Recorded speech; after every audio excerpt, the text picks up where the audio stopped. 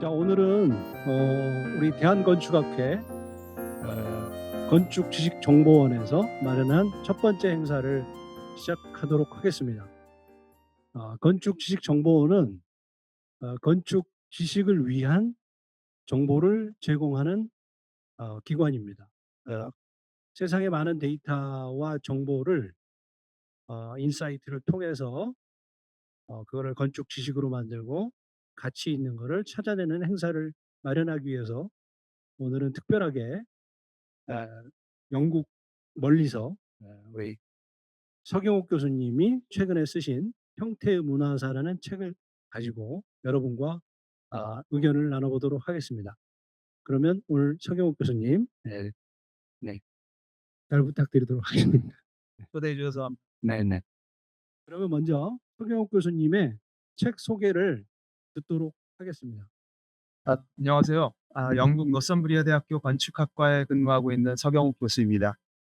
우선 이 대한건축학회에서 기획하고 있는 이 시리즈에 제가 첫 순서로 제가 올해 1월에 쓴 책을 소개할 수 있게 돼서 무척 영광이고요. 이걸 기획해 주신 유성명 교수님께 감사를 드립니다.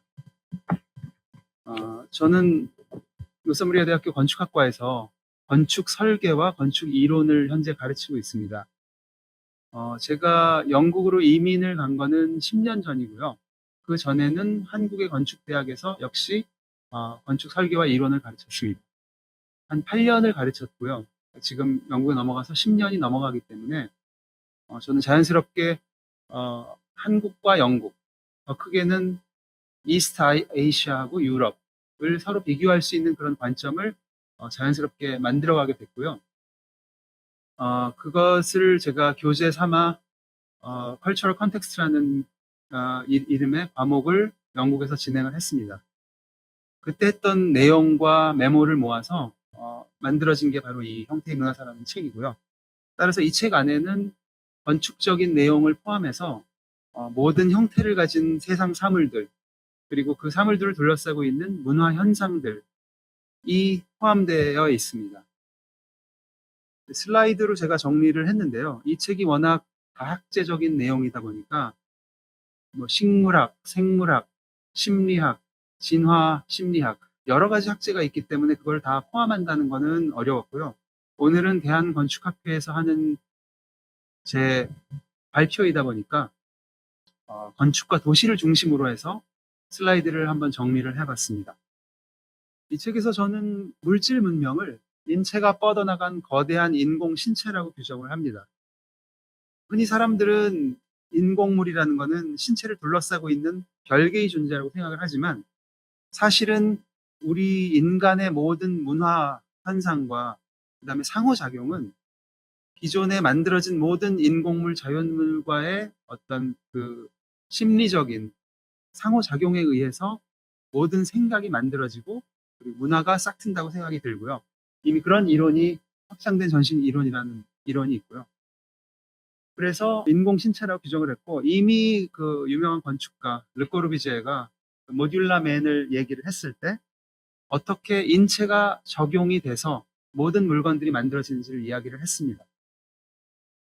거대한 인공신체라는 저 개념을 조금 더 구체화시켜서 살펴보면 마치 러시아 인형 메트리오시카, 그러니까 작은 인형 밖에 큰 인형이 감싸고 있는 그런 것처럼 우리 인체를 둘러싸고 있는 7개의 레이어 혹은 껍질을 생각해 볼 수가 있습니다. 그래서 이 표를 보시면 제1 껍질은 피부입니다. 그래서 우리 몸을 완벽하게 감싸고 있고요. 따라서 우리 인체의 형태를 100% 따라서 만들어지겠죠. 그래서 신체 유사도가 1등급이라고 나와 있습니다. 제2 껍질은 옷이에요. 그래서 옷을 인간이 만들면서 어떤 문명이 시작되게 되는데 위쪽에 보시면은 껍질은 생명체만의 특징 이렇게 제가 썼는데 껍데기 혹은 껍질이라는 것은 생명을 가진 것들만이 만들 수 있는 겁니다. 물론 지층이 쌓여서 껍데기처럼 보이는 것은 있지만 알맹이를 보호하는 그런 의도를 가지고 만들어진 것이 껍질이라고 규정을 한다면 그것은 나무나 동물을 포함한 모든 생명체만의 특징이기도 합니다. 피부 이후에 옷, 특수복, 탑승형 캡슐, 건물, 도시 이렇게 증가를 하면서 점점 우리 몸을 더 큰 범위로 둘러싸게 되고요. 범위가 늘어나면서 신체 유사도는 점점 내려갑니다. 그래서 2등급부터 7등급까지 쭉 내려가게 되죠. 하지만 등급이 내려가더라도 어느 정도는 신체 형태를 반영하게 됩니다. 도시 인프라에서 보도가 깔리는 그 폭은 사람들이 두세 명이 교차할 수 있는 폭이 되어야 되겠고요. 그리고 계단이 평평하게 해서 다니진 이유는 우리 발이 꺾이는데 한계가 있기 때문에 발이 디딜 수 있기 때문입니다. 그 밖에 벤치라든지 그 가로등이라든지 모든 핸드레일이라든지 모든 것들이 인체를 어느 정도 반영하고 있다고 생각한다면 이런 그 7개의 껍질의 위계를 생각할 수가 있습니다. 제2껍질이 만들어지면서 인간은 자연 환경을 극복을 했고요. 제3껍질인 특수복으로 극한 기후를 극복했고, 제4껍질인 캡슐을 통해서 심해와 우주에 도달을 했습니다. 보시면은 탑승형 캡슐은 그 첨단 문명만의 특징으로 20세기 이후에 비로소 만들어지게 됩니다. 이동형 캡슐이라는 것은 기후와 어떤 외기를 완벽하게 통제할 수 있는 그런 밀폐된 그런 이동 장치를 말하고요. 그걸 통해서 탑승형 캡슐은 지금 4번째 위치하고 있지만 위아래로 각 레이어를 통과해서 진행할 수가 있습니다. 그래서 뚫고 우주까지 나갈 수가 있는 거죠. 껍질 사이를 움직이는 모든 인간이 만든 인공물의 움직임을 우리는 흔히 물류라는 말로 표현을 합니다. 지금까지 그림에도 나와 있지만 어떻게 우리가 만든 인공세계가 구축이 되는지를 살펴봤고요. 각 슬라이드에 Q라고 써진 건 퀘스천인데 의문을 제기하는 거고 정확한 답은 얘기를 안 하지만 이게 여러분들이 제 슬라이드 이후에 토론을 할 수 있는 실마리가 될 수 있기를 바랍니다. 지금 기후위기가 가장 심각한 인류가 당면한 문제인데 이 기후위기에 관해서 이 지금 현재 각 7개의 껍데기가 가진 당면 과제는 무엇일까? 우리가 이 기후위기를 어떻게 해결할 수 있을까? 지금 현재 각 껍질과 레이어에서 어떤 일이 벌어지고 있는가를 생각해 본다면 조금 더 구체적으로 기후위기를 우리가 생각할 수 있지 않을까. 신체가 뻗어나간 인공 신체라고 물질 문명을 제가 정의를 했는데 그 중에서도 손이 가장 많은 형태에 영향을 준 그런 신체의 부위입니다. 인간의 노동은 대부분 손에 의존하며 손으로 움직이는 물건들은 손의 형태에 맞춰 디자인되었다. 이거는 어떤 그 생활 집기뿐만이 아니라 스포츠나 예술 모든 분야에 걸쳐서 손이 어떤 문화와 어떤 형태와 어떤 질서를 규정을 합니다. 오른쪽에 보시는 표는 스포츠의 공의 크기에 따라서 이것들을 어떻게 컨트롤하냐 하는 것들을 구분해 놓은 표인데 손가락보다 작아지면 공이 골프공보다 작아지면 손으로 통제하기가 그 정밀함에 있어서 힘들어집니다. 따라서 사람들은 라켓이라든지 큐라든지 채를 가지고 컨트롤을 하게 되죠.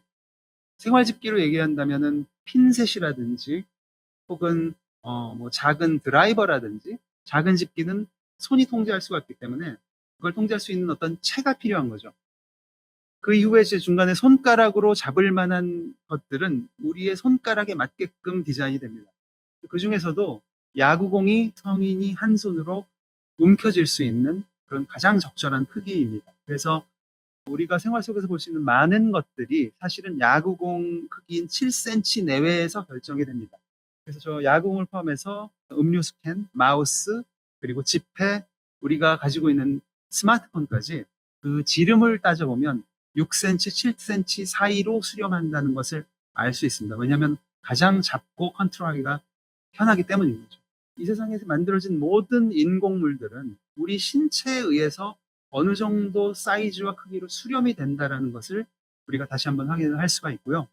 한 손보다 커졌을 때 배구, 그다음에 농구 이런 것들은 이제 두 손을 활용하게 되죠. 그래서 신체에 맞게 모든 것들은 일정 크기와 사이즈로 수렴을 하게 될 수밖에 없다. 꽉 잡아야 되는 거는 이 어떤 봉의 형태로 보통 2cm, 3cm 정도의 사이즈로 수렴을 하게 되고요. 놓치면 위험한 모든 생활 집기들, 커피포트, 다리미, 식칼, 무기 이런 것들은 다 2, 3cm의 직경을 가진 손잡이가 달려 있습니다. 영장류 혹은 원시 시대 때부터 우리는 이제 그 정도 사이즈의 가지를 잡고 이동을 주로 했겠죠. 그래서 거기에 맞춰진 게 어떻게 보면은 그 인간의 손의 크기가 되겠고요. 그것들이 결국은 모든 인공 제품들을 형태를 좌우하게 되었다라는 것을 알 수가 있습니다. 계속 기술이 진보하면서 새로운 인공물들이 출현을 하죠. 그랬을 때 그 인공물들은 기존에 있던 인공 껍질 안으로 흡수가 되어야 합니다. 아니면 완전히 새로 만들어야 되니까요. 중세 유럽 도시 안에서 21세기의 첨단 라이프 스타일이 가능한 이유는 새로 만들어진 기술이 기존의 인프라에 맞도록 그 형태나 모든 기능이 수렴이 되기 때문입니다.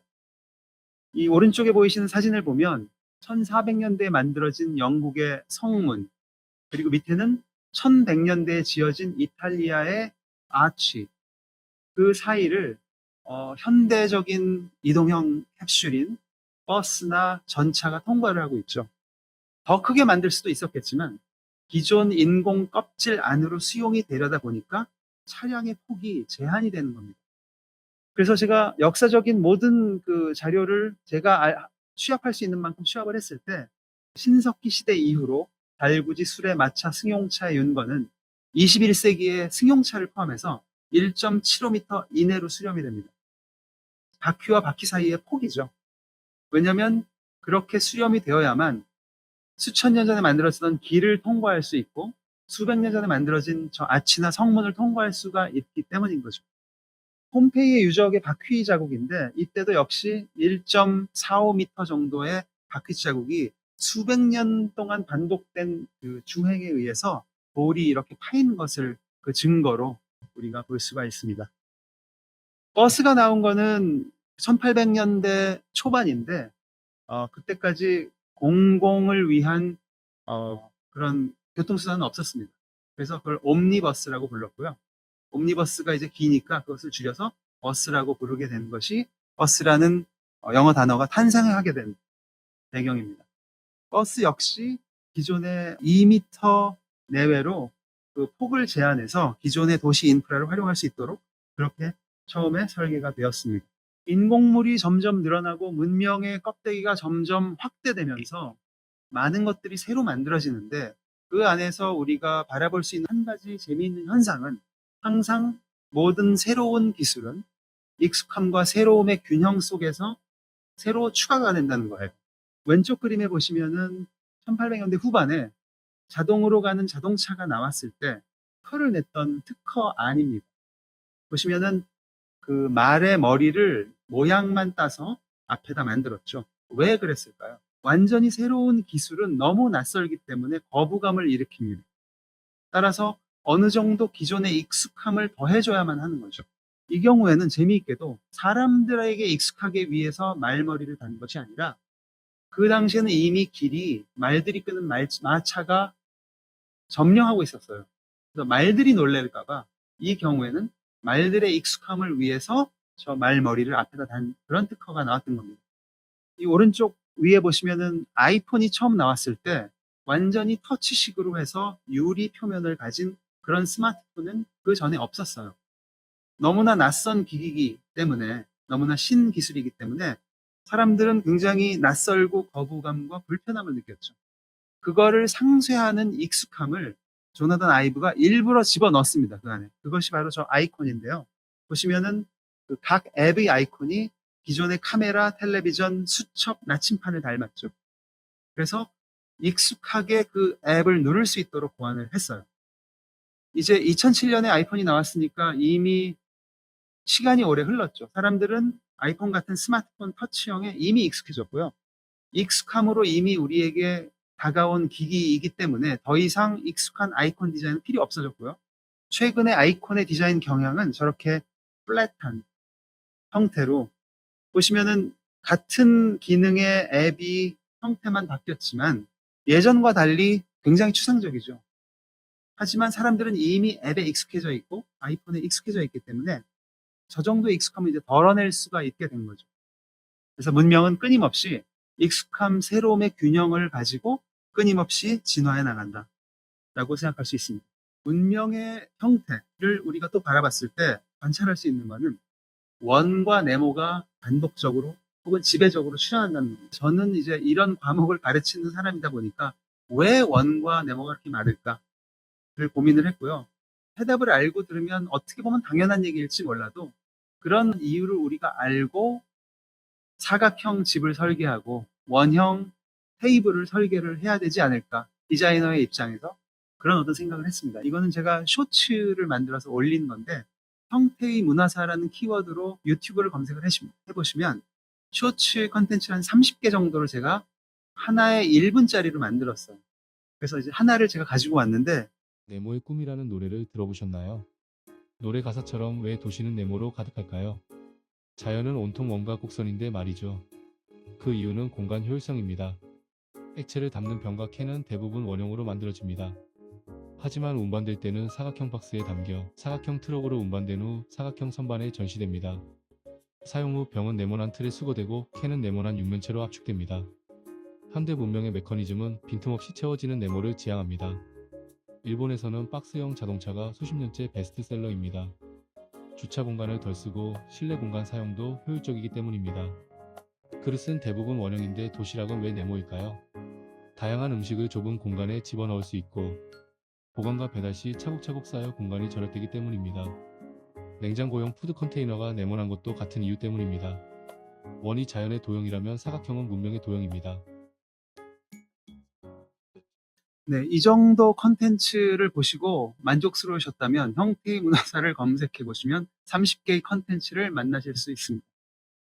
왜 네모와 원이 지배적인지를 기본적으로 이해를 하셨고요. 제가 써놓은 메모를 잠깐 보면 원은 자연을 상징합니다. 자연에서 가장 많이 찾을 수 있는 게 원이에요.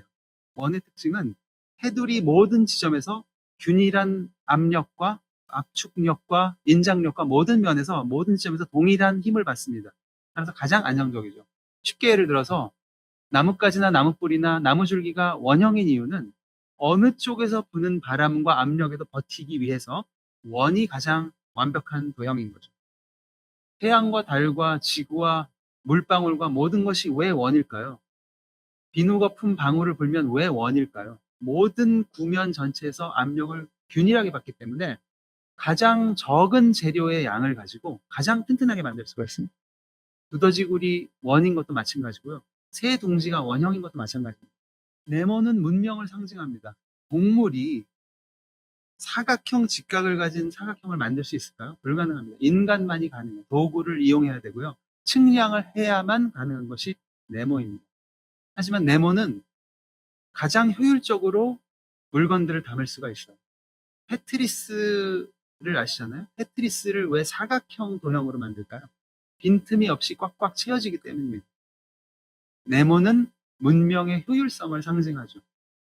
그래서 원과 네모가 지배하는 우리 문명은 어떻게 보면 자연과 문명의 밸런스를 추구하고 있다라고 생각할 수가 있습니다. 동전이 원형인 것도 수많은 동전이 주머니 속에서 서로 부딪히기 때문에 원형의 내구성이 필요했던 거고요. 지폐가 사각형인 이유도 큰 종이에서 여러 장의 지폐를 잘라내야 하기 때문에 남김없이 잉여 없이 잘라서 만들기에는 사각형이 가장 좋았고 지갑에 보관하기에도 공간적으로 효율성이 좋다는 거죠. 식기는 대부분 원형이죠. 세라믹으로 만들면 깨지기 쉽기 때문에 원형이 안정적이고요. 도시락은 책가방 안에 들어가서 오랜 거리를 이동해야 되잖아요. 따라서 책가방 안에 들어갈 수 있는 어떤 공간 효율성이 필요하고요. 식판도 마찬가지죠. 여러 반찬을 담기 위한 공간 효율성. 그래서 안정성이냐 공간 효율성이냐 이 두 개의 좌표에서 원이냐 네모냐가 결정됐다고 가장 단순화시켜서 말할 수 있을 것 같습니다. 마지막으로 황금비가 1대 1.168이라고 우리가 건축책에서 많이 배웠는데 그게 근거가 있나? 왜 아름답지라는 근본적인 질문에는 사람들이 대답을 제대로 못하는 것 같아요. 그런데 제가 조사했던 자료에 의하면 우리 두 개의 동그란 눈이 볼 수 있는 영역, 가시 영역은 이게 연구 결과마다 조금씩 다르지만 가로 200도, 세로 135도입니다. 그 사각형을 그려보면 그 비례가 3번 동그라미에서는 1대 1.47입니다. 그게 가시 영역이에요. 동그란 자연의 두 눈이 가장 쉽고 빠르게 볼 수 있는 도형이 조금 다르긴 하지만 이제 황금비에 가까운 거죠. 가시 영역을 안쪽으로 살짝 좁히면 A4 용지 사이즈가 나옵니다. A4 용지 사이즈가 세계적으로 각광을 받고 아직까지 우리가 받아들여진 이유는 두 눈이 한 번에 스캔하기에 가장 편한 크기이기 때문이죠. 그래서 우리가 문화적으로 건축 미학적으로 말하는 황금비라는 것도 사실은 우리 신체에서 파생한 우리 신체가 확장된 어떤 인공의 산물이다라고 말할 수 있을 것 같습니다.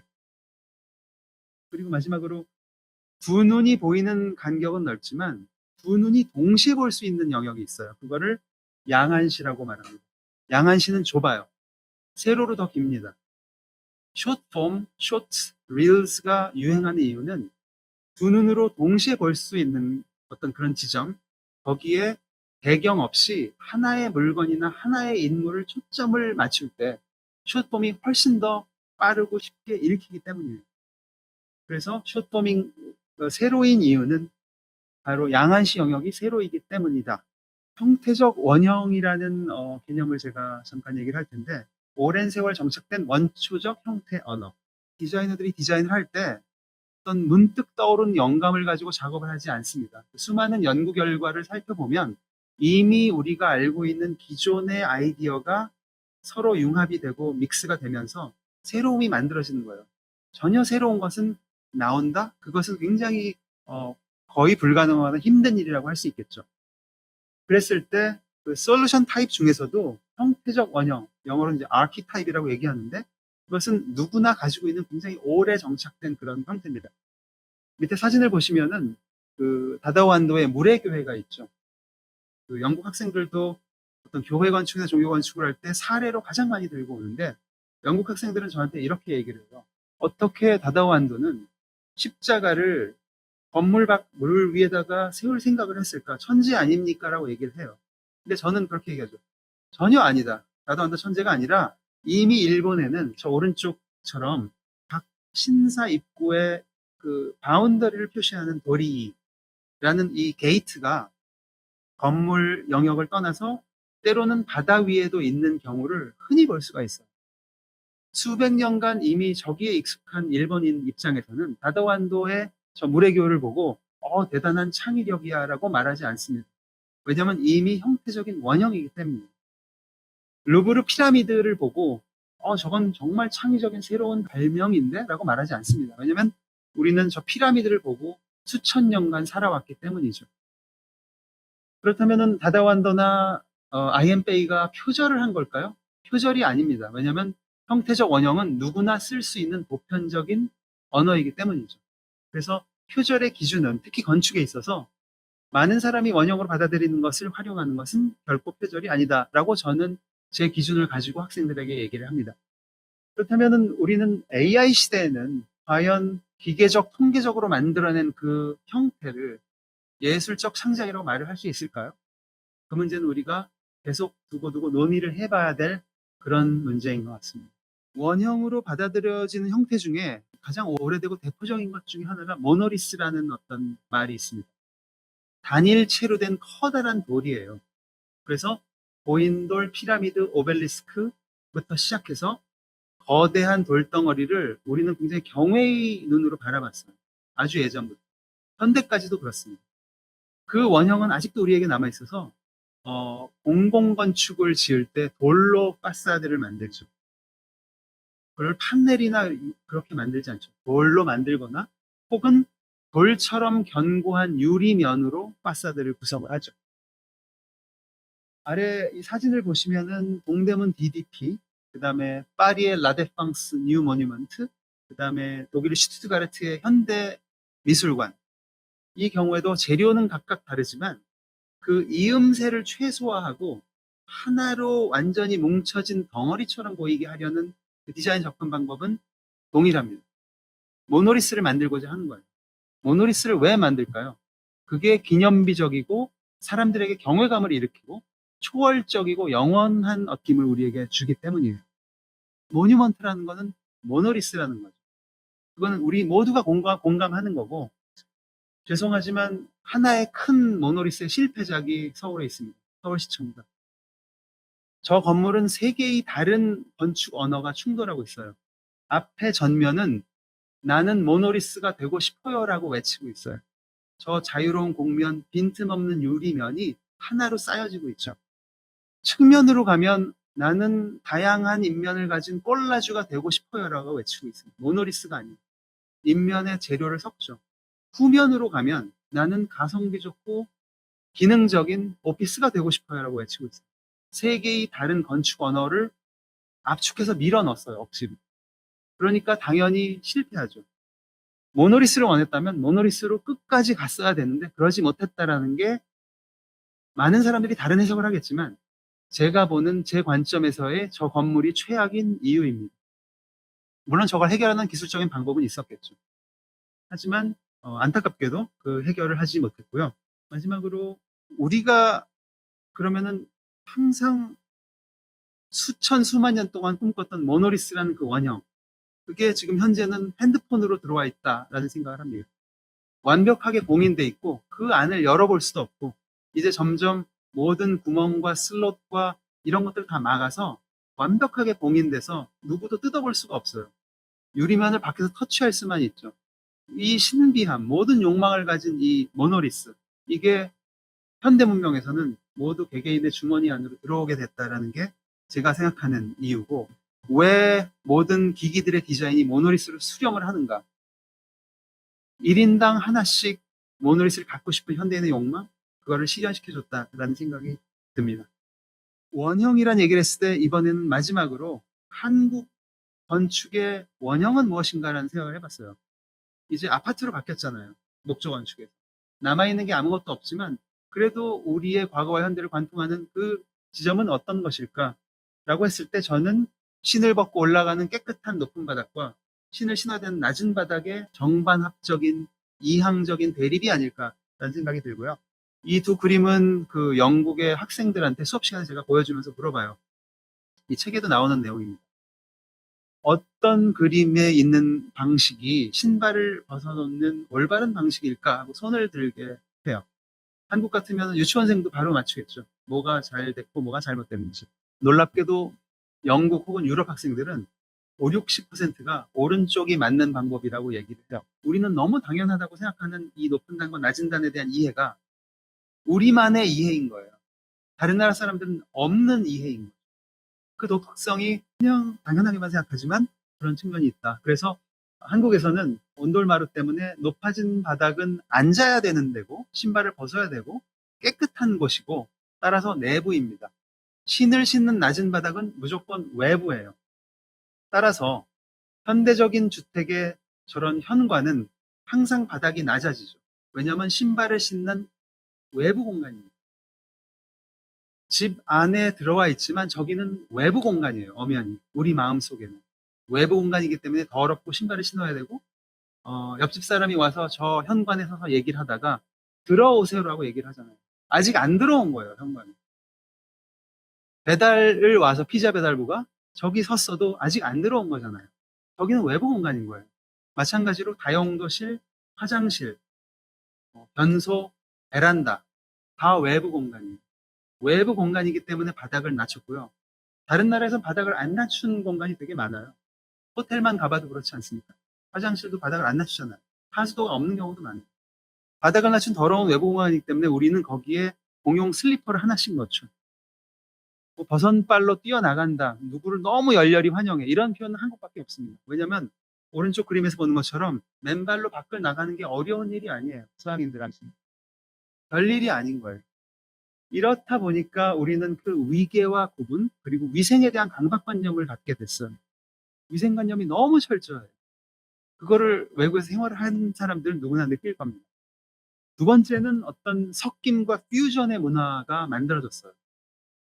어떤 사람들은 온돌이 우리만의 고유의 독창적인 발견이다 하는데 아니고요. 온돌은 이미 로마 시대에도 더 크게 있었고요. 기원전에. 마루도 동남아에 이미 있었고요.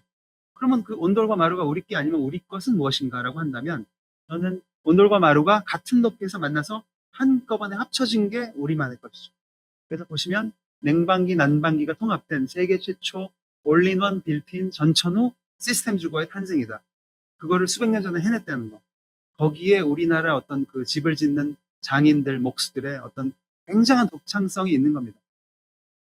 21세기 들어와서 아파트 문화가 되면서 놀라운 일이 생겼는데 온돌은 겨울 공간이고 마루는 여름 공간이잖아요. 그게 합쳐집니다. 서로 크로스 오버가 돼요. 표면재는 마루가 돼서 전 주택 내부에 깔렸고요. 온돌 파이프는 어디든지 다 들어가서 화장실까지 들어갑니다. 심지어. 그래서 일본의 다다미는 점점 사라져요. 지금 입식 가구가 놓으면은 이게 망가지기 때문에, 혹은 벌레가 나오고 좀 위생에 취약하기 때문에. 하지만 온돌과 마루는 오히려 더 강해졌어요.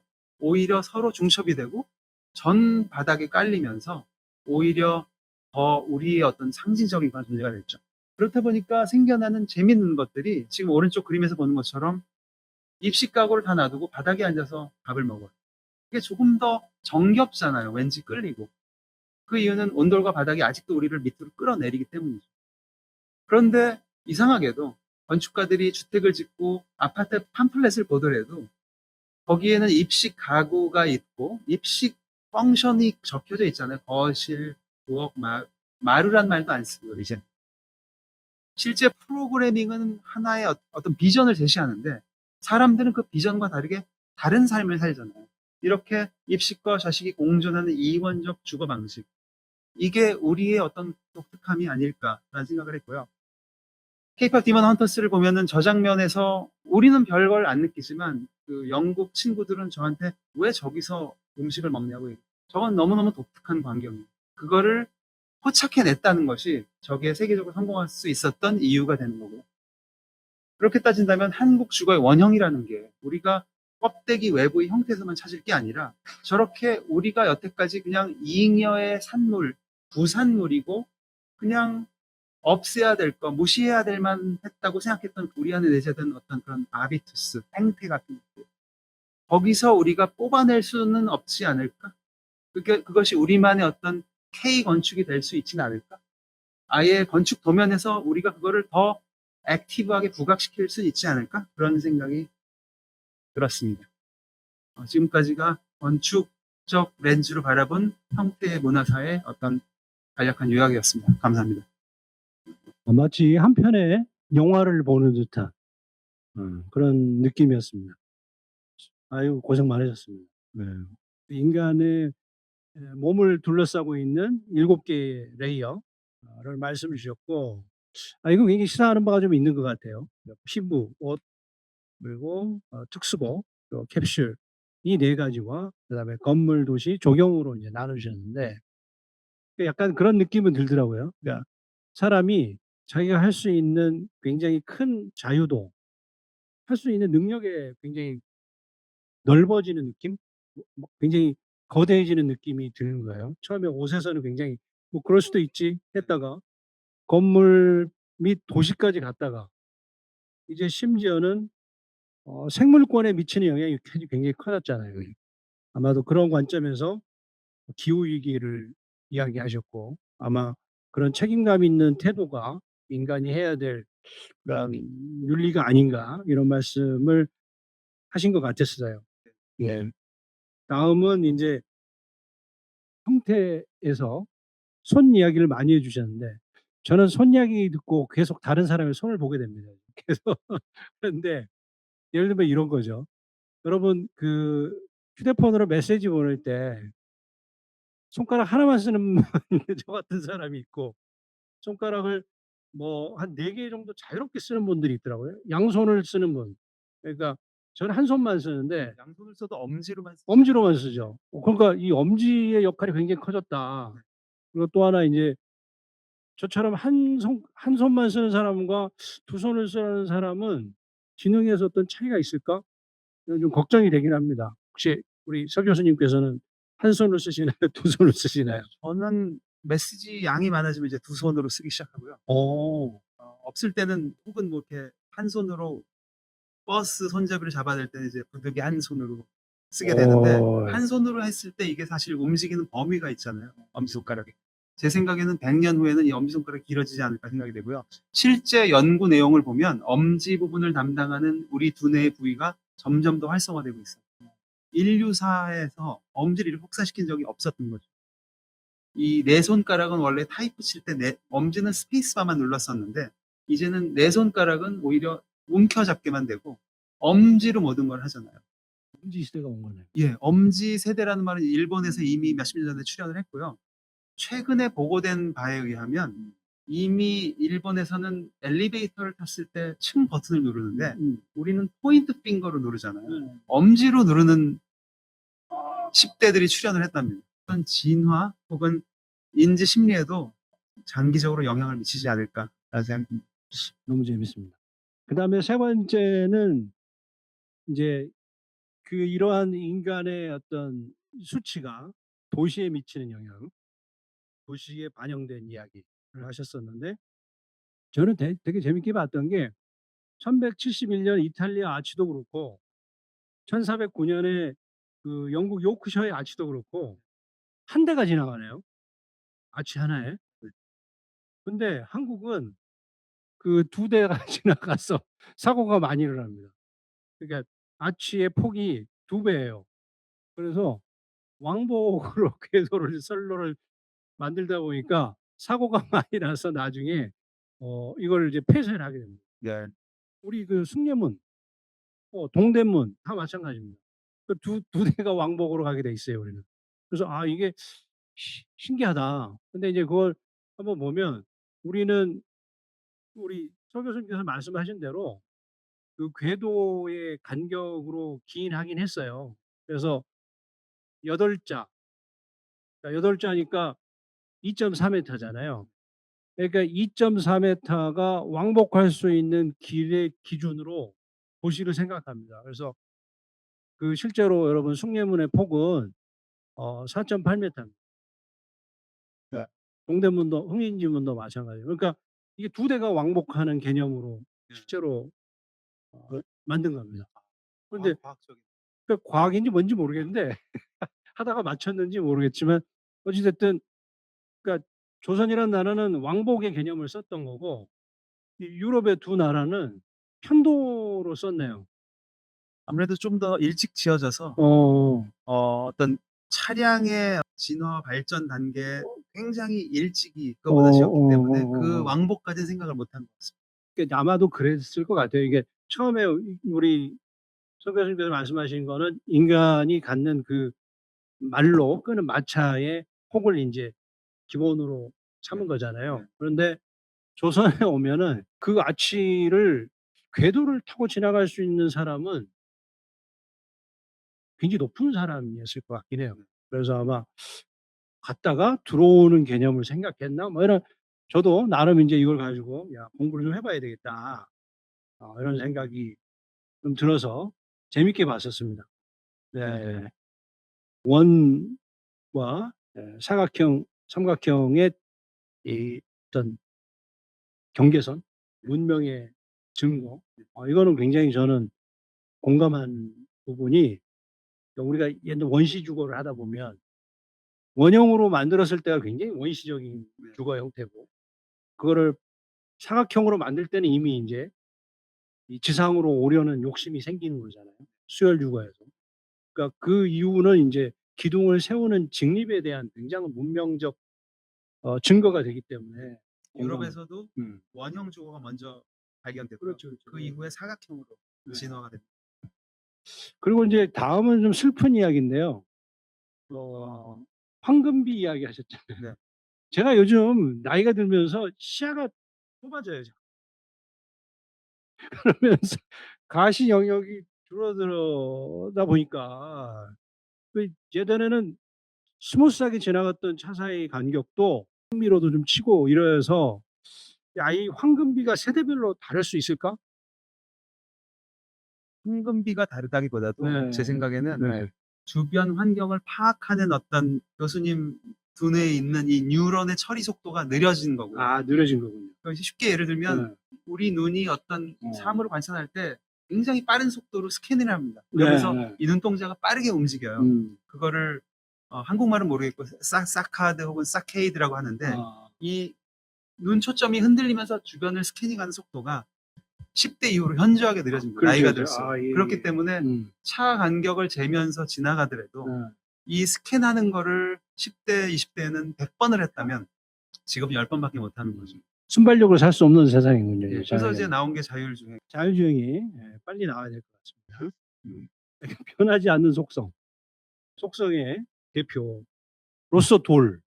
네. 이것도 저도 굉장히 크게 공감하는 게 동양에서 굉장히 돌을 찬양하잖아요. 변하지 않는 속성으로. 네. 그러니까 바로 그런 부분 같아요. 그러니까 이제 그런 변하지 않는 속성에 대한 인간의 보편적인 심리는 이제는 돌보다는 심지어 인공물인 우리 휴대폰에 반영돼서 나타나는 그런 본능적인 네. 뭔가 변하지 않는 것에 대한 추앙 네. 이렇게 보석도 마찬가지고 아 그렇죠. 보석도 그러네요, 그죠? 더 이상 나눌 수 없는 음. 나눠지지 않는 하나의 덩어리에 대한 어떤 그런 어떤 예찬과 욕망의 투영 같은 것들이 이미 수만 년간 반복이 됐던 것 같아요. 그렇죠. 현대에서는 어떤 그런 첨단 하이테크 제품에 반영이 되는 게 아닌가 그런 생각이 들었습니다.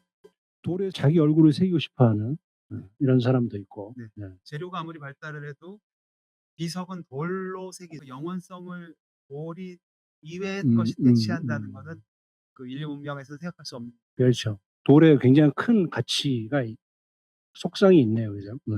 굉장히 잘 체크했네요. 이거 9가지를 순서를 잘 찾아내고 있는 걸 보면. 네. 이렇게 꼼꼼하게 읽으신 분 처음 아, 봤습니다. 감사합니다. 그러니까요. 이게 책임감입니다, 이게. 네. 지금 온돌과 마루, 겨울과 여름. 야, 이거 대단하죠, 그죠? 이거는 참 놀라운 건데. 하나 궁금한 게 왜 한국 사람은 바닥을 그렇게 엉덩이를 대고 싶어 할까? 응? 바닥이 따뜻하다는 그런 어떤 그 속성에 대한 게 아닌가. 바닥은 따뜻해야 돼. 이런 거 아닐까? 그렇죠. 혹시 바닥이 차다는 관념을 깬 거 아닌가, 한국 사람들이. 그래서 자꾸 바닥으로 이렇게 내려주지 않는 뭐 겨울에는 이제 사람을 끌어당기니까 네. 아랫목을 그리워하듯이 유럽 사람들 같은 경우에는 똑같은 거실이 있어도 그 벽난로 있는데 그 앞에 앉는 걸 선호해요. 그렇죠. 그러니까 그럴 것 같아요. 유럽인들에게 벽난로는 한국인에게 아랫목이에요. 이미 벽난로는 없어졌죠. 그 뭐 전기 보일러 라지에이터가 있는데 또 그럼에도 불구하고 새로 집을 지으면 저렇게 가짜로 벽난로를 저렇게 만드는 어떤 마음의 안정인 거죠. 혹은 아까 얘기한 익숙함 새로움의 균형에서 그 오래된 익숙함을 간직하고 싶은 거죠. 신축 주택에서도. 근데 그게 바로 바닥의 따뜻함, 아랫목.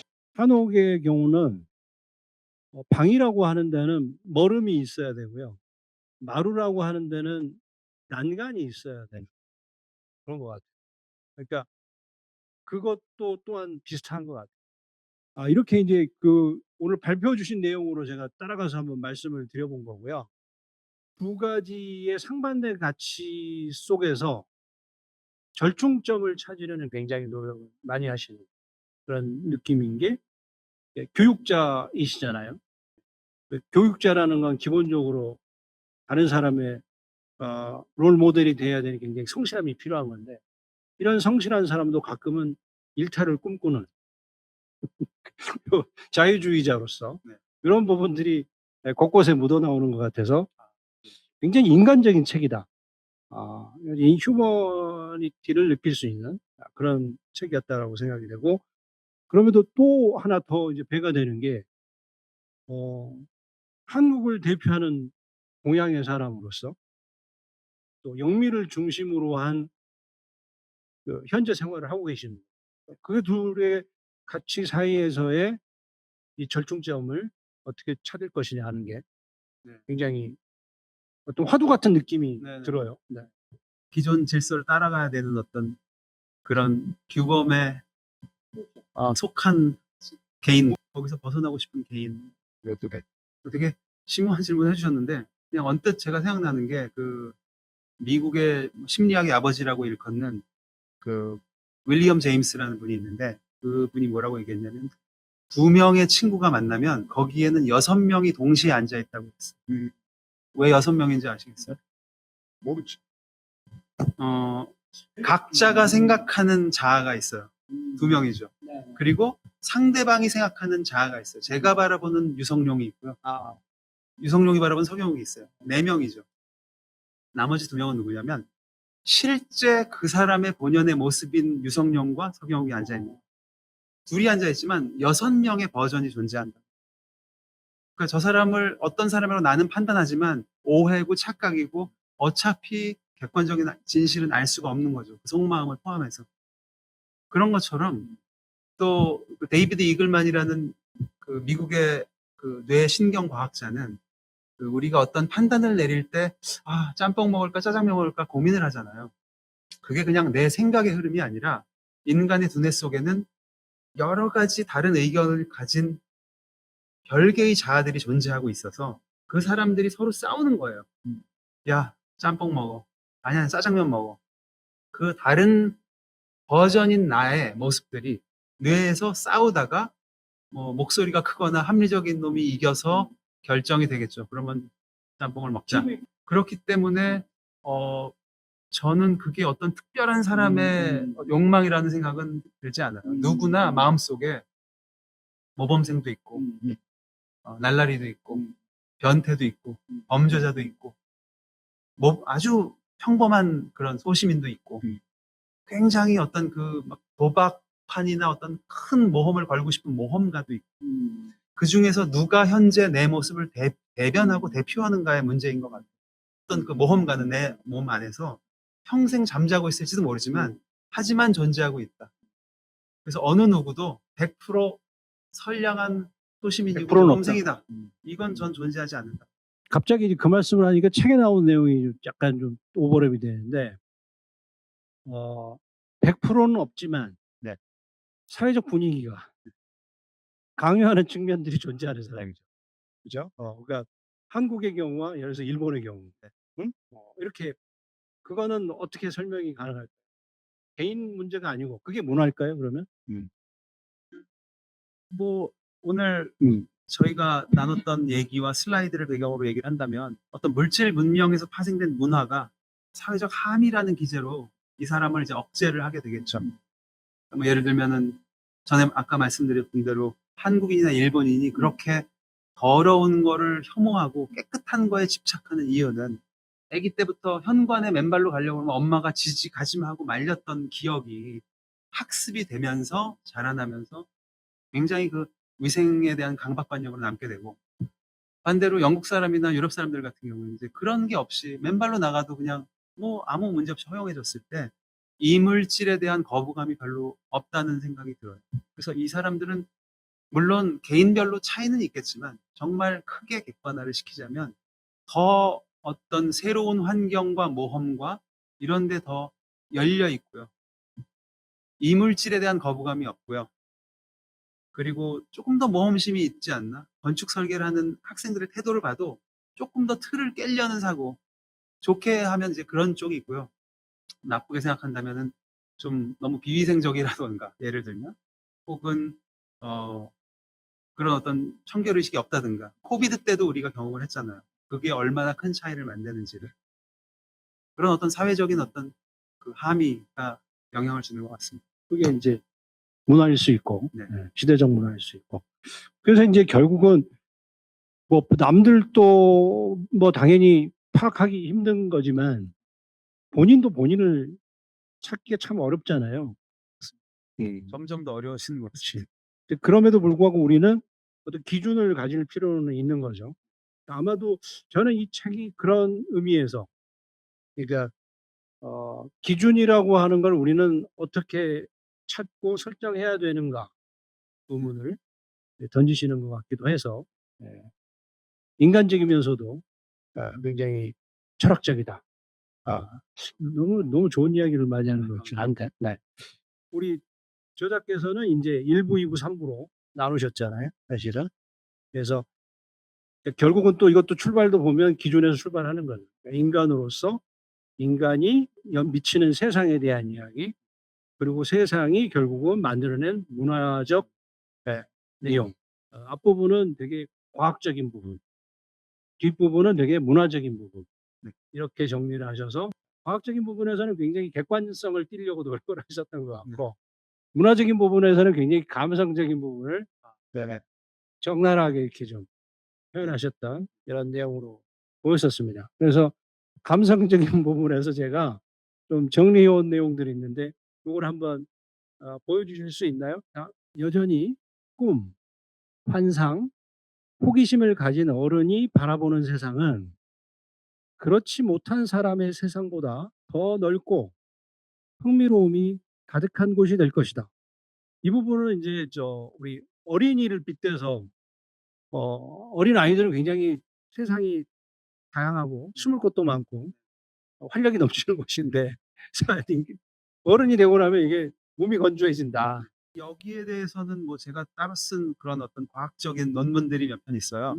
예를 들어서 한국에서 했던 실험인데 학생들을 어떤 같은 거리를 걷게 한쪽 길은 막 여러 가지 집기가 많고 뭐 어떤 샵프론트가 많고 이런 길이 있고요. 한쪽은 그냥 가로수만 심어져 있고 그냥 일률적으로 똑같은 길입니다. 그랬을 때 같은 거리를 걸어도 여러 가지 샵이 많고 사람들이 많고 벤치가 있고 이랬던 길을 걸어간 사람은 나중에 기억을 할 때 그 길을 훨씬 길게 기억한다는 거죠. 그걸 이제 흔히 정보 축적 이론이라고 얘기를 하는데 많은 정보가 우리 뇌로 들어올수록 그 시간이 길고 그 거리가 길다고 느껴요. 근데 여기서 또 재밌는 거는 이 남녀를 집단을 나눠보면 여성들이 훨씬 같은 길을 걸어도 더 길게 느껴요. 물론 모든 여성이 그렇진 않고 평균적으로 그렇다는 얘기인데 그래서 저는 그거 결과를 보면서 근데 그 결과는 제 실험 결과일 뿐만 아니라 세계 도처에서 반복적으로 측정되는 결과예요. 그래서 여성들이 똑같은 여행을 해도 좀 더 감성적이고 더 세상의 어떤 모습을 디테일하게 흡수하는 것이 아닐까. 그러면 더 뭔가 풍요롭고 더 아름답고 더 추억이 많이 남고 그래서 똑같이 유럽 도시에 여행을 가도 나는 빨리 가고 싶은데 우리 와이프들은 왜 그렇게 빨리 가냐 좀 더 보자 좀 더 앉아있자 왜 그랬는지를 어떻게 보면 알 것 같은 나는 저 나이아가라 폭포 봤으니까 집에 가고 싶은데 여자들의 입장에서는 폭포 주변에 그 수많은 것들이 다 자기의 감성을 자극한다고 볼 수 있지 않을까 그런 생각이 들었고요. 어린이들도 마찬가지고요. 그래서 이거를 좀 인생에다 빗댄다면은 우리가 좀 취미 부자라고 많이 얘기를 하는데 여러 가지 관심사가 많을수록 똑같은 서울은 더 큰 도시로 느껴질 것 같고요. 그냥 직장 출근만 반복을 한다면 똑같은 서울도 그냥 굉장히 작은 도시로 느껴질 것 같고 모든 것은 자로 잰 절대거리가 아니라 정말 감성으로 느끼는 어떤 상대적인 거리 그것이 우리가 바라보는 세상인 것 같다라는 생각이 들었습니다. 그러니까 이제 남성들이 사냥을 하던 시기가 사라졌잖아요. 네. 사냥 말고 다른 걸 해야 되는 거예요. 네. 좋은 말씀. 사냥을 말고 다른 거에 대비하는 그런 삶을 살도록 하겠습니다.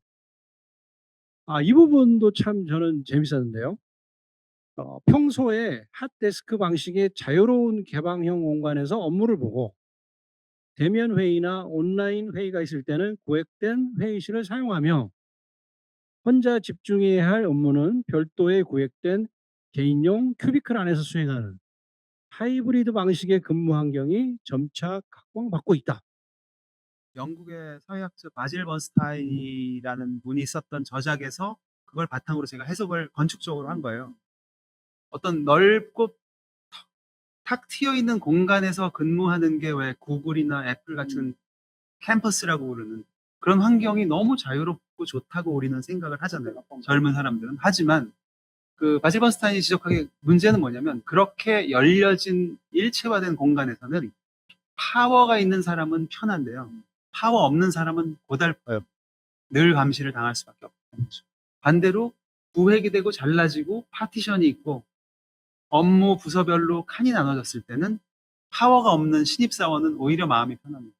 사장 안 봐도 되잖아요. 쉽게 얘기해요. 마찬가지로 그래서 사람들은 특히 오너들은 결정을 하려고 그래요. 오픈 오피스냐 파티션된 오피스냐 이렇게 고민을 하는데 사실은 가장 좋은 옵션은 두 가지를 겸비하는 거죠. 이게 열려진 오피스에서 서로 우연히 만나서 대화를 나누면 생산성이 올라가. 그렇기 때문에 오픈 오피스의 장점이 있는 거고요. 하지만 혼자 집중을 해야 될 때는 이렇게 오픈 오피스에 집중을 하기가 어렵기 때문에 따로 옵션을 줘야 된다. 그래서 이게 가장 맞는 해결책이라는 어떤 그런 연구를 바탕으로 쓴 겁니다. 이거는 이제 일종의 화두 같은 건데요. 그죠? 창작은 없는 데서 만들어지는 게 아니다. 그런데 이제 문제는 인공지능과 양자 컴퓨터가 등장한 21세기, 우리는 원본과 복제의 의미가 근본적으로 재정립되어야 하는 역사적 전환점에 서 있다. 우리 석 교수님께서는 AI를 어떻게 잘 활용하고 계시는지. 하루도 못 살 정도. 음, 이게 AI의 의존을 굉장히 많이 하고 있어요. 하지만 뭐 AI의 조언을 100% 따른다기보다도 그 저의 브레인스토밍 상대 파트너로 이제 활용을 하죠. 그래서 대화를 하면서 우리가 자기도 모르게 새로운 생각이 나기도 하잖아요.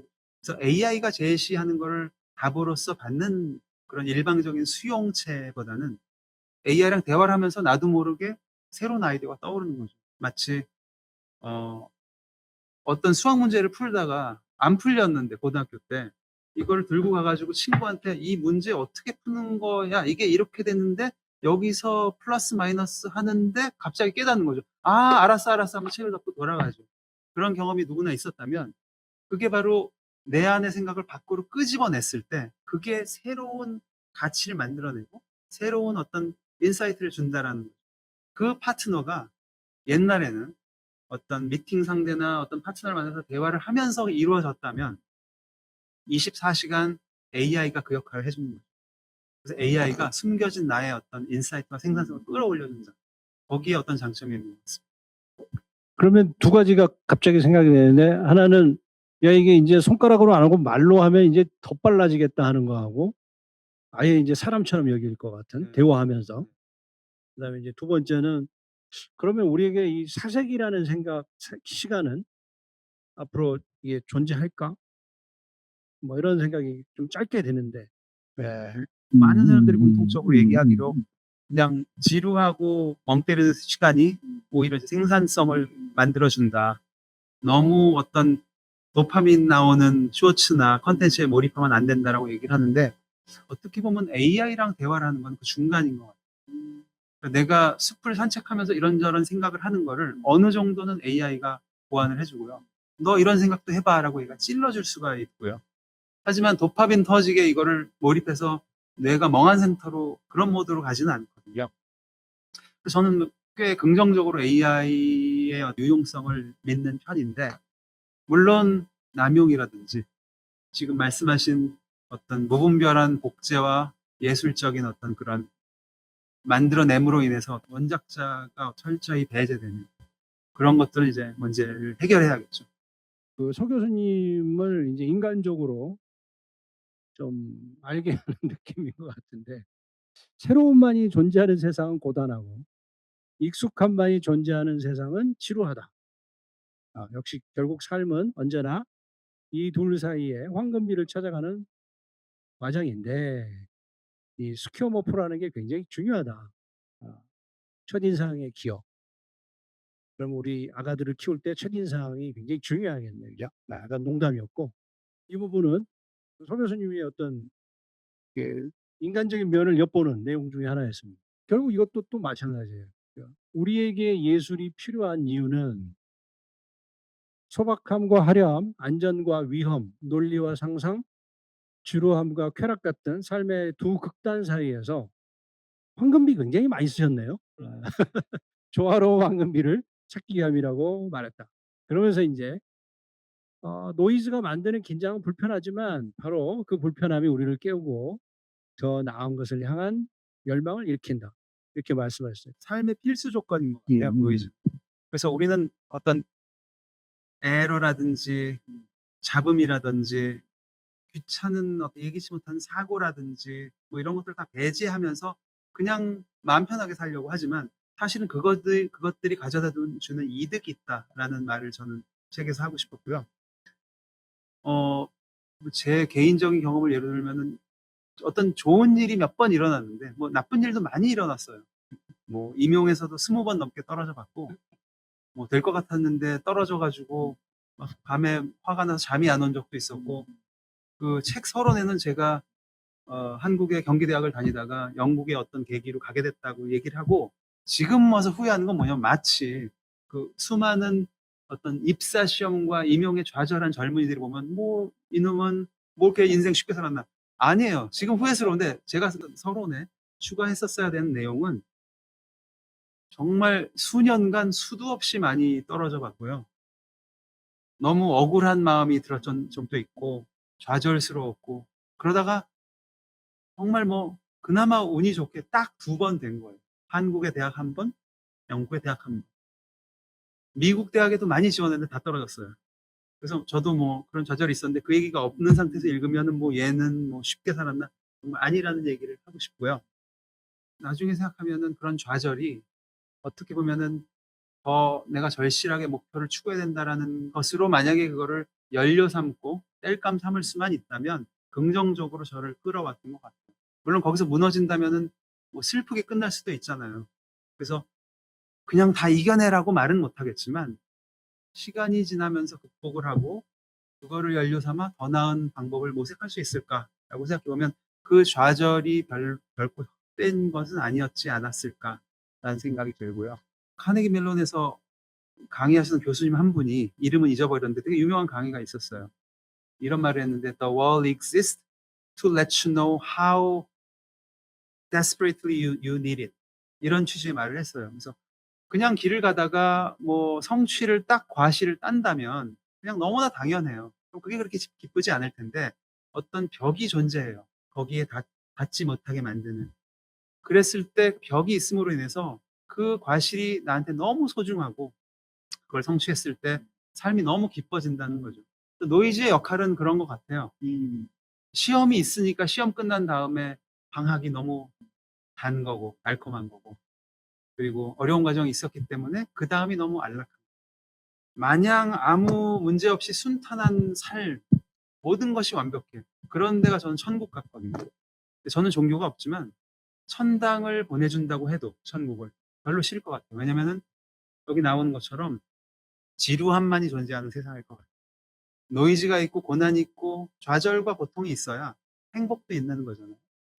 그렇다고 지옥을 가고 싶다는 얘기예요. 지옥은 고통만이 존재하죠. 그렇죠. 그렇기 때문에 우리는 가끔씩. 천당과 지옥 사이에 어디를 꿈꾸는 갑자기 우리 이솝우화에 그 높이 매달린 포도를 밑에서 열심히 뛰고 있는 그 여우가 굉장히 멋져 보이다는 그런 생각이 듭니다. 죽음이란 내 몸을 이루기 위해 잠시 모여있던 원자들이 다시 우주로 흩어지는 과정이에요. 노장자 사상이 약간 나오다가 마지막 이 부분인데 떠나보낸 것들에 대한 기억은 슬프면서도 장엄하고 그래서 아름답다. 그러니까 결국은 뭐 아까 말씀하신 노이즈의 내용도 그렇고 어찌됐든 항상 나쁜 것만 있는 게 아니고 또 좋은 것만 있는 것도 아니고 그 사이에는 결국 본인이 이제 뭐 성취하거나 또는 극복해야 되는 아름다움과 슬픔이 동시 존재하는 이런 걸로 굉장히 끝을 마무리 지으셔 가지고 이건 뒤에 가면 약간 철학서 같은 느낌도 들어요. 이게. 네, 그래서 기준점이 필요하고 끊임없는 자기 위치를 확인해야 된다. 책을 내시고 나서 주변의 반응은 혹시 물어보셨는지? 책이 재밌었다고 말은 하지만 이게 어디까지 진실인지 제가 알 방법은 사실은 없어요.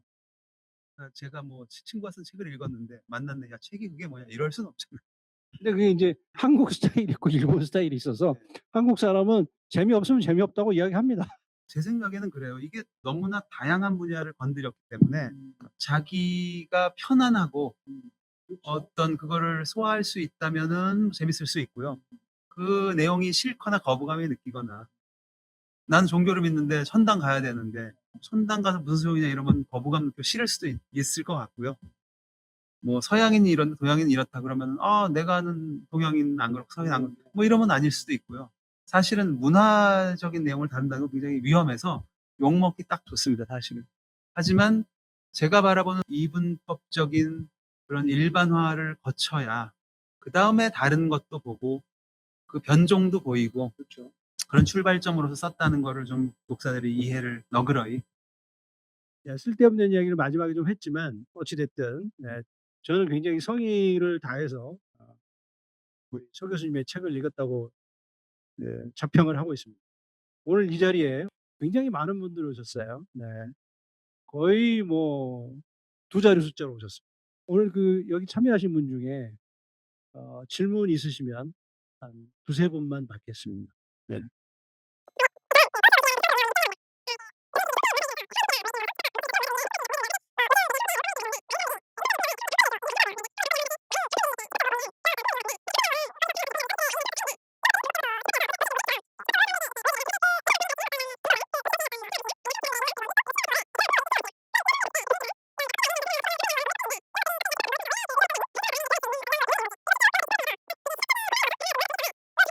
굉장히 포괄적이고 좋은 질문인데 포괄적이다 보니까 어떻게 답해도 될 것 같은 그런 자신감, 근거 없는 자신감이 생기는.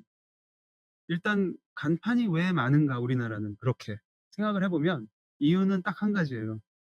그 건물 안에 있는 가게들이 오래 가지 않기 때문이죠. 한 자리에 가게가 오래 있다면 누구나 알아요. 그 동네에 산 사람들. 예를 들어서 일본만 해도 그렇지 않습니까? 그 한 곳에 가게가 10년, 100년 가기 때문에 내가 그렇게 막 소리치지 않아도 돼요. 사람들은 다 알고 거기를 찾아가죠. 그래서 큰 간판이 필요 없어요. 물론 아키하바라 같은 데 큰 간판이 있는데 그것도 아키하바라도 업종이 계속 바뀌기 때문이에요. 근데 아키하바라 바깥으로 가면 굉장히 간판이 작죠. 그래서 한국에서 한때 이렇게 작은 간판으로 예쁘게 달아라 지도를 했지만 다 소용이 없는 게 내가 지금 곧 망하지 않으려면 1년 안에 소리를 쳐야 돼요. 전단지 나눠주고 앞에서 샌드위치맨 하고. 그래서 그거는 이 사람들의 어떤 생존 욕구이기 때문에 그거를 막을 수는 없는 것 같고요. 그러다 보니까 건물의 파사드는 없어지고 간판만이 남아서 그게 우리 눈에는 흉물스러운데 외국인들한테는 이국적인 거예요. 근데 어떻게 보면은 그 껍데기는 그 내부가 굉장히 영속적이지 않고 곧 소멸할 수밖에 없는 그 허술함, 공허함, 아무것도 없음, 곧 바뀔 그 알맹이의 덧없음을 상징하는 그 밖에 그 요란함과 소리 지르는 샤우팅은 그거를 극적으로 대별해서 만들어주는 그런 장치라는 저는 그런 생각이 들고요. 하지만 멀리서 보면 그게 어떻게 보면 도시를 되게 밝게 만드는 요소이기도 해서 이게 재밌는 것은 가까이서 보면 요란한 소음이지만 멀리서 보면 되게 아름다운 도시의 은하계를 바라보는 것 같은 그런 모습일 수도 있을 것 같고요. 또 제가 기억에 남았던 것 중에 하나는 아까 간판을 얘기하셨지만 어떤 외국인들은 한국 그 야경의 특징으로 어떻게 저렇게 빨간색 십자가가 많을까 한 동네에. 그냥 한 동네를 쫙 비춰보면 십자가가 100개가 있는 거예요. 그게 되게 충격적이면서도 이국적으로 받아들여요. 그 십자가 많은 풍경도 예쁘거든요. 마치 크리스마스 추리 같아요. 근데 내부에 사는 한국인의 입장에서 보면 또 이런 거예요. 불행한 거예요, 삶이. 가서 소원을 빌고 언젠가는 천국을 가고 싶은 거죠. 그래서 쉽게 종교에 끌려요. 제가 기독교가 나쁘다는 얘기를 하려는 게 아니라 그만큼 지금 불행을 벗어나고 싶다는 욕구가 강한 거죠. 그래서 그 겉에서 보이는 그 성스럽고 아름다운 그 십자가와 예수님의 이 모든 모양들은 얼마나 우리가 현실을 부정하고 괴롭고 불행한가를 보여주는 그런 광경인 것 같아요. 하지만 멀리서 보면 되게 아름답죠. 결국은 그러면 한국은 멀리서 봐야 되네. 그죠? 예, 멀리서 봐야지 가까이 가면 힘들다. 힘든 삶의 내용이 보인다. 마지막에 그 말씀하신 노이즈가 생각이 나는 것 같은데요. 사실 완전히 달콤한 음식도 없고 완전히 쓴 음식도 없지 않습니까? 그래서 우리가 되게 초콜릿에 대해서 열광을 하는 거는 그 달콤함 속에 카카오의 쓴맛이 숨겨져 있기 때문인데, 그러니까 말씀하신 어떤 살고자 하는 굉장히 강한 어떤 처절한 몸부림이 집합적으로 보이기 때문에, 근데 사실 만약에 너무 행복해서 이렇게 내지르는 불빛이라면 아마 그런 신선함과 독특함과 호기심을 끌어당기지는 못할 것 같아요. 근데 그 안에는 처절한 어떤 삶의 방식들이 있기 때문에 오히려 그게 더 역설적으로 굉장히 미학적으로 느껴질 수도 있을 것 같습니다. 근데 이제 다만 그 안에서 살아가는 한국 사람들은 사실 저도 그게 그렇게 흥미로운지는 솔직히, 그러니까 그 사람들이 그렇게 얘기를 하니까 그렇게 '아 그런가 보다.' 하는 거지 그거를 느끼지는 못하고 있거든요. 다만 그 외국인들이 봤을 때는 마치 코미디 영화는 멀리서 봐야지 채플린의 영화가 굉장히 코미디로 느껴지듯이 그런 거리가 있기 때문에 그렇게 흥미롭게 느낄 수는 있지만 사실 그 안에는 어떤 삶의 페이소스가 있기 때문에 뭐 감동까지는 모르겠지만 흥미가 이렇게 생기는 것 같습니다. 예. 제가 그렇게 답을 했었어야 되는데 아주 너무 훌륭한 예 훌륭한 예 통찰이십니다. 이게 인사이트예요. 네. 그러니까 우리가 건축 지식 정보원이 굉장히 잘하고 있는 일이에요. 지금 정보를 들여서 지식을 쌓게 하는. 예. 자화자찬. 네. 아무튼 좋은 질문이셨고 오해하지 마시고 굉장히 저도 지금 느낀 바가 있어서 그런 에너지를 전달하는 거죠. 어찌됐든. 그리고 그게 사람들한테 받아들여지는 거고. 다만 이제 그거를 좀 더 객관화시켜서 볼 수 있는 그 전달자나 수용자가 조금 더 이렇게 객관적이고 세련되게 받아들일 수 있는 문화가 성숙한다면 그건 또 한 단계의 또 다른 문화를 만들어내는 게 아닐까 이런 생각도 들어봅니다.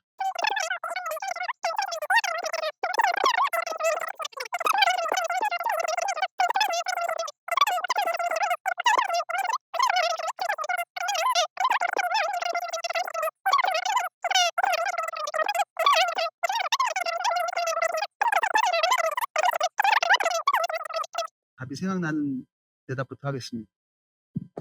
목차는 사실은 이렇게 작은 주제로 강의 꼭지로 이렇게 하다 보니까 그것들을 뭐 책을 내려다 보면 이렇게 이제 분류를 하게 되죠.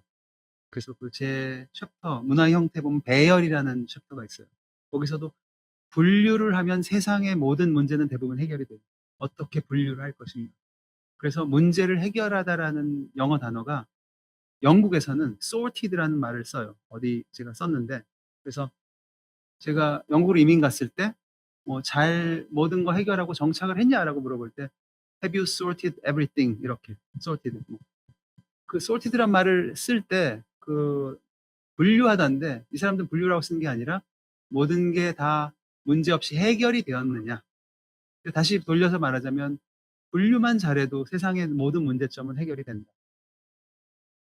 우리가 분류를 못해서 컴퓨터 파일 못 찾아가지고 문제가 이제 일어나기 시작하잖아요. 예를 들면 그런 것처럼 이 분류를 제가 이제 그래서 챕터를 하기 시작했는데 처음에 제가 관심 있었던 건축과니까 아무래도 세상의 형태에 관심이 있었어요.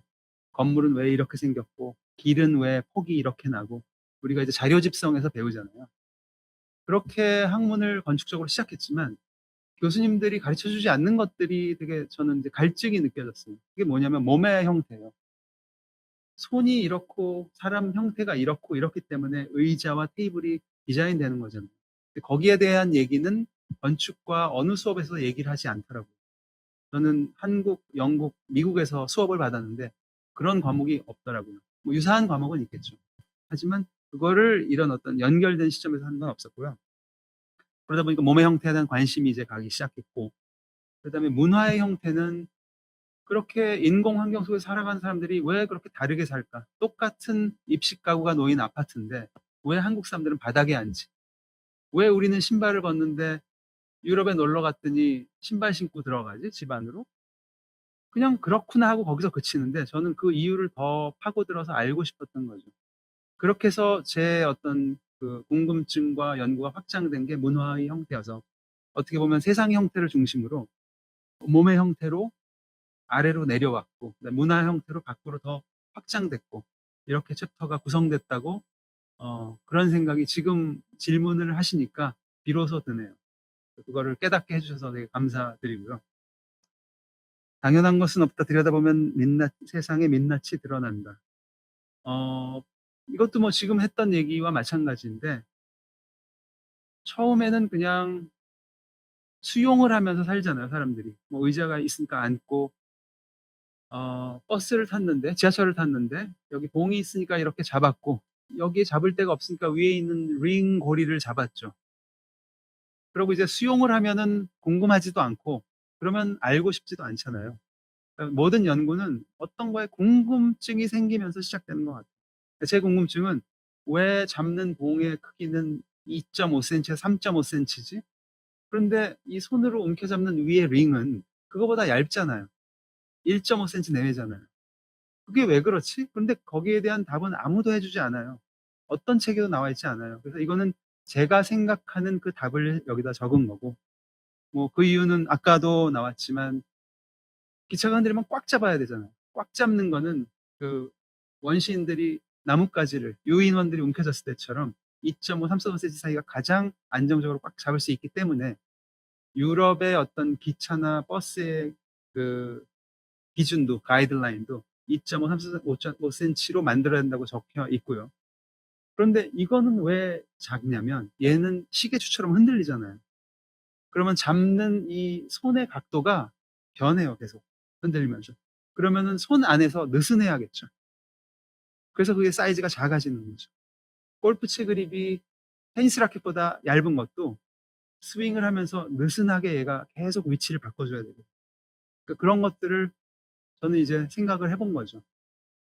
이런 생각을 할 수 있었던 이유는 이제 제가 영국 뉴캐슬에 한국인도 없고 친구도 없어서 쓸쓸하고 고독하고 외롭습니다. 그래서 시간이 많아요. 시간이 많으면 사람이 쓸데없는 고민을 하게 되고, 쓸데없는 고민을 하다 보면은 남들이 생각 안 하던 어떤 결론에 이르게 되고, 그런 것들이 모여서 책이 나왔다. 이렇게 생각하시면 될 것 같습니다. 그래서 민낯이라는 거는 궁금하지 않았던 것들을 새롭게 보게 되면 세상이 갑자기 제 눈에는 다르게 보여요. 민낯을 발견합시다. 또 다른 분.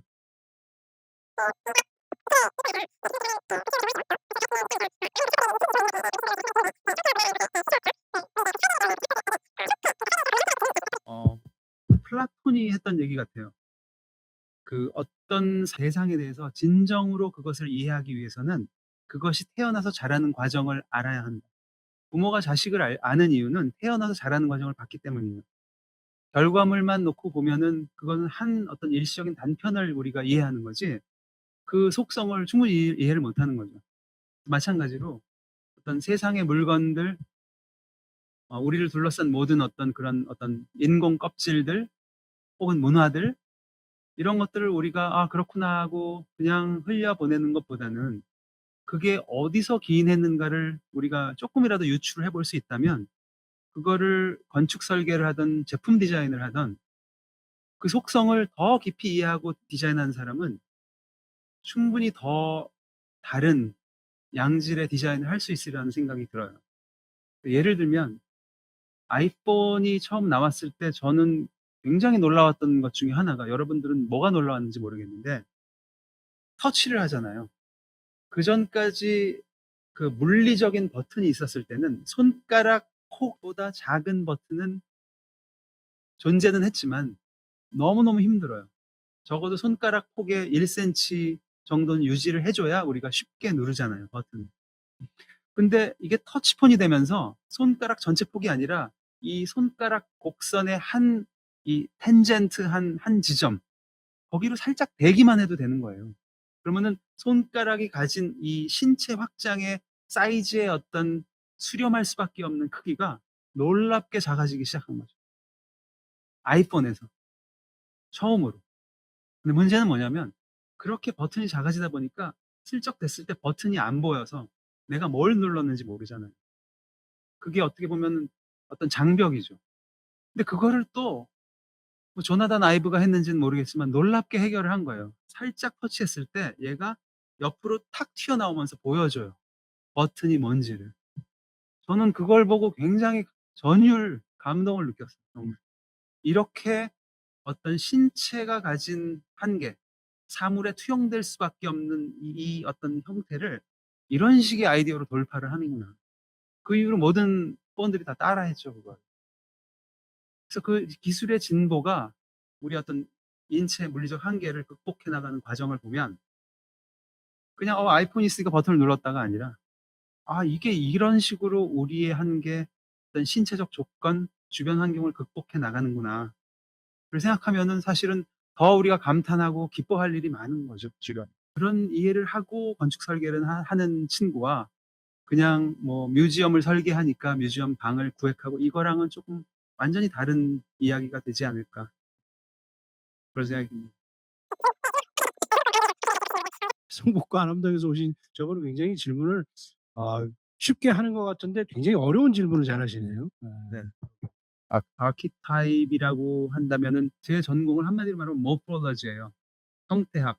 그게 제 전공이고 그러다 보니까 형태를 이제 관찰하는데 그 모포로지에서 말하는 그 아키타입에 대해서 되게 부정적으로 말하는 학자들도 있어요. 그러니까 마치 우생학이라는 게 있었잖아요. 어떤 정해진 우생학적인 인종만이 선택받은 인종이다. 나머지는 다 열등하다. 하나의 어떤 플라토닉한 어떤 도형이 있어가지고 나머지는 다 현실에 타협한 어떤 변종일 뿐이다. 그래서 이제 그런 식으로 아키타입을 바라보는 거는 이제 부정적인 시각인데 제가 이 책에서 서론에서도 밝혔지만 그 아키타입을 우리가 자꾸 제시하고 바라보고자 하는 거는 그 아키타입이 있지만 왜 이렇게 변해갔을까? 수많은 베리에이션 중에서도 왜 특정 형태만 남아있을까? 문화적으로 선택을 받았을까? 그것을 이제 추적해보자 하는 게 이제 제가 아키타입이라는 용어를 이제 제시를 한 거고요. 모놀리스라는 얘기를 아키타입으로 제가 제시를 했었고, 하지만 모놀리스도 어떤 특정 형태에 수렴되는 게 아니라 껍데기와 알맹이가 일체화된 돌이라는 특성의 어떤 조금 느슨한 규정, 이게 여러 가지로 상황이 벌어지다가 결국 이제 핸드폰까지, 스마트폰까지 오게 되는 것이고, 한국의 아파트를 예로 드셨지만 한상형 아파트가 보기 싫다고 우리는 누누이 듣고 자랐잖아요. 지난 수십 년간. 재밌는 거는 한 15년 전에 미국인 교수가 한 분 오셨는데 한국에 와서 제일 먼저 딱 본 게 이제 여의도를 통과하는데 아파트가 끝없이 있는 걸 보고 그게 멋있대요. 와, 근데 아까 그 간판하고 비슷한 것 같아요. 건물 간판은. 그게 이국적인 거죠. 세상에서 제발 판상형 아파트 좀 바꾸자 그래가지고 여러 가지 법규가 막 만들어졌잖아요. 발코니 좀 튀어나오게 하고 좀 다르게 해서 심의를 거치자. 그렇게 해서 뭐 여러 가지가 뭐 변종이 나타났지만 더 나아지진 않았잖아요. 더 지저분해지기만 했지. 근데 지금 생각해보면 오히려 판상형이 더 그냥 미니멀한 게 아닌가라는 생각도 드는데 그러니까 이런 것처럼 이게 판상형이라는 게 하나의 어떤 한 시대의 어떤 아이콘 혹은 랭귀지가 됐고 건축적 어휘가 됐고 지금은 또 주상복합 하이라이즈가 되면서 또 다른 변종이 만들어지고 있고 그래서 우리는 너무 끊임없이 새로운 변종을 만들어내는 게 너무 익숙하고 그 아까 유성윤 교수님과도 같이 얘기를 했는데 우리는 너무 빨리빨리 가성비 그 다음에 어떤 부동산이라는 가치가 더 중요하지 건축적인 미학적인 가치가 더 중요한 게 아니잖아요.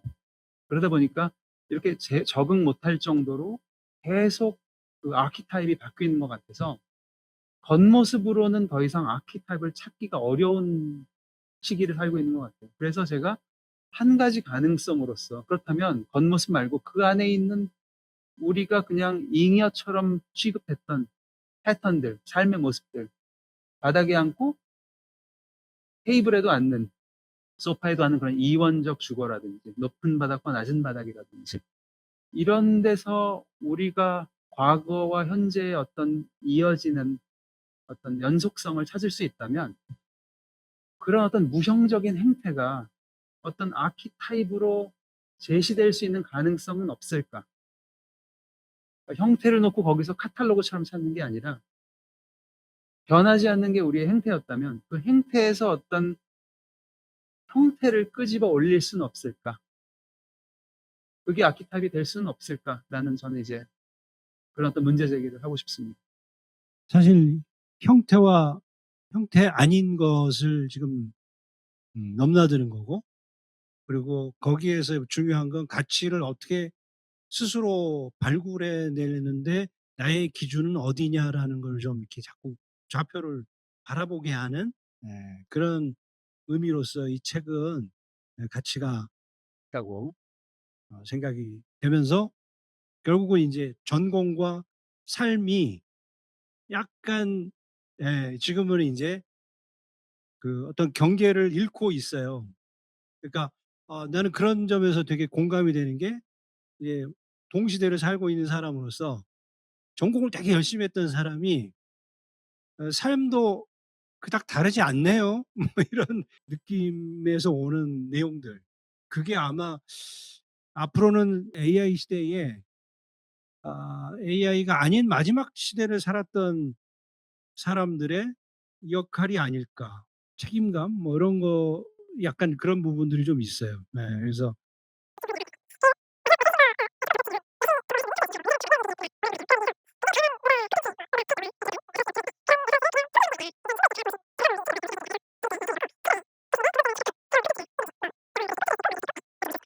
개인적인 뭐 취향이라든가 뭐 이런 얘기를 제가 뭐 할 수밖에 없는데 그 인생이 unpredictable 하잖아요. 그냥 계획대로 된 적이 한 번도 없었던 것 같아요. 그 서문에도 나오지만 제가 영국에서 이렇게 외로워하면서 추운데 떨면서 150년 된 주택에서 살고 있으리라는 거는 10년 전에 상상을 못 했는데 일이 어떻게 이렇게 벌어지는 거죠. 계획대로만 산 사람이 있겠죠, 어딘가에는. 뭐 부모님 말씀 잘 듣고 어떻게 해서 그랬다면 뭐 그런 사람의 인생은 어떨지 저는 모르겠지만 근데 이렇게 예측 못하기 때문에 그게 더 즐거움이 아닐까, 인생이라는 게. 제가 만약에 영국에 10년 전에 그냥 우연한 결단으로 이민을 가지 않았다면 이 책은 결코 나올 수 없었던 책이에요. 한국에서만 살았다면 이런 시각으로 세상을 보지도 못했을 것이고 한국에 있었다면은 그 수많은 친구와 뭐 선후배와 뭐 먹고 마시고 놀고 복기자로 썩는 줄 모르면서 하루하루를 즐겁게 보냈겠지만 이 책을 쓸 만큼 고독하게 시간이 많이 남지는 않았을 거야. 그러고 보면은 이것도 정말 예기치 못한 이 결과물이고요. 저로서는 예상할 수 없다면 인생이 그 예상하지 못한 방향으로 흘러가는 의미를 담은 영화나 음악을 더 좋아하는 것 같아요. 지금 아까 언급했던 Everything Everywhere, All at Once라는 그런 멀티 유니버스라는 데도 굉장히 저는 너무 흥미를 느끼고요. 어떤 과학자는 실제로 그런 다중우주가 있다라고 얘기를 하고 일론 머스크 같은 경우에 프로그래밍된 가상의 세계라고 얘기를 하고 버트란드 러셀이라는 그 1800년대 후반의 영국 철학자가 있는데 그 사람이 한 말들을 되게 좋아하는데 그 사람이 뭐라고 얘기했냐면 만약에 지금 우리 살고 있는 이 인류가 5분 전에 허구의 과거를 기억하는 이 사람들이 갑자기 만들어졌어요. 다른 사람의 손에 의해서. 그래서 과거의 허구를 기억하는 인류가 5분 전에 갑자기 여기 만들어졌어요. 다른 사람 손에 의해서. 그랬다고 하더라도 그게 아니라고 증명할 수가 없어요. 우리 20년 전, 30년 전의 기억도 있고 한국 뭐 온돌 마루가 있고 5,000년 역사가 있고 피라미드가 있고 우리가 막 얘기를 하는데 이게 있었는지 없었는지 그걸 누가 아냔 말이에요. 그거를 그렇게 만들어 놨고 그런 기억을 심었고 그런 유물을 갖다 묻어 놨고 가능하다는 거죠. 그렇게 보면 세상의 진실은 뭐고 허구는 뭘까? 이런 의문이 자꾸 들어서 그런 다중우주론에 빠지고 있고요. 위험하죠, 굉장히. 그리고 음악도 그뭐 글리치 뮤직이라든지 indeterminacy라는 어떤 그런 키워드를 가진 장르가 있어요. 그래서 음악을 트는데 이 음악이 어떻게 연주가 될지 아무도 모르는. 예를 들면 뭐 오발이라는 독일 밴드가 있는데 CD에다가 어떤 노이즈를 박아놔요. 그 홈에다가. 그러면 CD가 돌아가다가 다른 데로 튀어서 다른 음악이 된다든지 결과물을 예측할 수 없는 그런 방향의 창작과 예술 쪽에 되게 관심이 많고요. 그런 측면에서 AI가 등장하면서 예측하지 못하는 예술과 시와 문학을 막 쏟아내잖아요. 그래서 사람들은 위험하다고 얘기를 하지만 그게 어느 순간 그 수많은 랜덤한 아웃풋 중에 어떤 좋은 게 나온다면 그래서 그게 우리를 이롭게 하고 우리를 즐겁게 한다면 왜 안 되는가라는 생각이 들고요. 그렇게 얘기를 한다면 결과적으로는 AI에 의한 창작은 예술이 아니다라고 100% 부정할 게 아니라 앞으로 AI에 의한 수백만 가지 창작물 중에서 인간의 역할은 거기서 좋은 거를 발굴해내는 역할을 하는 거죠. 그래서 건축 설계도 마찬가지로 폼 메이킹이 건축가의 롤이었다면 과거에 앞으로 AI 시대의 롤은 폼 파인딩이 되지 않을까. AI가 만들어낸 수많은 형태들 중에서 내가 의미가 있고 최적화돼 있고 인간을 이롭게 하는 폼을 우리가 그 중에서 찾아낼 수 있는 시야를 가지고 골라내고 그거를 에디팅을 할 수 있다면 그렇다면 AI가 만들어낸 그 창작물도 충분히 우리가 기쁘게 받아들일 수 있다는